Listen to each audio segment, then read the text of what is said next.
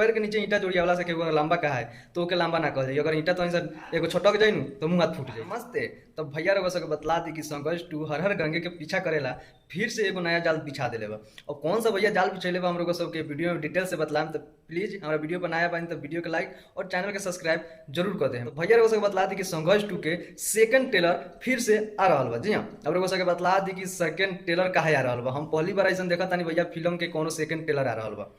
भैया second teller आने के कारण ई बा कि संघर्ष 2 हर हर गंगे के आगे पूरा फ्लॉप हो गया रहा। माने कहीं संघर्ष 2 के भैया चर्चा ना होता रहा। काहे कि भैया 5 महीना पहले ही संघर्ष 2 के टेलर आ गए रहे, लेकिन हर हर गंगे के फिलहाल अभी आला और अभी भैया पूरा माहौल गर्म कर दिला बा हर हर गंगे के लेके।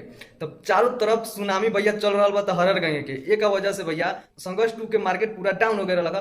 फिर तो यही वजह से संघर्ष 2 के सेकंड टेलर ले आवे के प्लानिंग कैले वालो भैया। तब अगर जो भैया संघर्ष 2 के सेकंड टेलर आवता तो कहाँ से आई? जहाँ से 2.5 या 3 घंटा के फिल्म बा वही में से आई कि अलग से फिर सेकंड टेलर बन जाई। ऐसा बात नहीं कि वही में से काट के ले आई लो तो ये तो और फैन के लिए ज्यादा खुशी के बात बा। तो 6 मिनट टेलर में देख ले हैं तो हॉल में गेला के का जरूर लागल बा। तो उले कोनो जरूरत नहीं के हर हर गंगे कहीं भी संघर्ष 2 से बड़ा फिल्म बा, बड़ा मूवी बा, बड़ा बजट के बा। तो कहीं ना कहीं कुछो कर ली लो तो भैया हर हर गंगे बड़ा ही रही। अब पैर के नीचे ईंटा जोड़िया वाला से केहू लंबा कहा है तो ओके लंबा ना कह जाइए। अगर ईंटा तो सर एगो छटक जाई नु तो मुंह हाथ फूट जाई। तो भैया कितनो कुछो कर लो तो हर हर गंगे कहीं ना कहीं संघर्ष 2 से बहुत बड़ा फिल्म हो गई बा।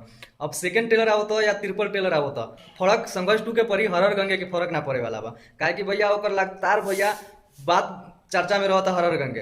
कहीं भी अभी बॉन्डर कर रहा तो हर हर गंगे के बात चल रहा बा। संघर्ष 2 के नामो निशान कहीं नहीं के एक वजह से सेकंड टेलर आ रहा बा। सबके बतला दी कि world wide record YouTube official channel से सेकंड टेलर भैया आवे वाला बा। हर हर गंगे के ऐसे फर्क का परी कमेंट करके जरूर बतला। मिला था नेक्स्ट वीडियो में, तब तक नमस्कार।